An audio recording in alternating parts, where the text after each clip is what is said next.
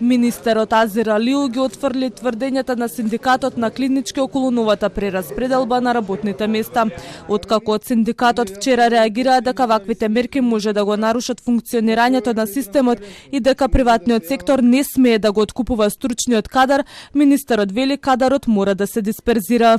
Заедно со Министерството за образование ние веќе правиме национална стратегија, 10-годишна национална стратегија, за да може човечките капацитети и да ги предвидуваме, а да не бидеме во ситуација како што сме денеска. Уште еднаш институции кои што имаат поголем број на здравствени работници и институции кои што навистина немаат или се во работ на да се затвори некој одел заради тоа што немаат доктори внатре. Така да системот, здравствениот систем мора да биде поблиску до граѓаните, а за да биде поблиску ние мора да го дисперзираме. Алиу додава дека за прв пат по повеќе од 30 години се добива точна слика за состојбите во здравството.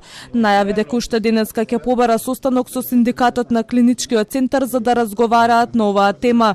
Тој додаде дека се отворени за сите предлози и идеи кои сакаат да придонесат за подобрување на здравствениот систем со цел креирање политики засновани врз реалните потреби.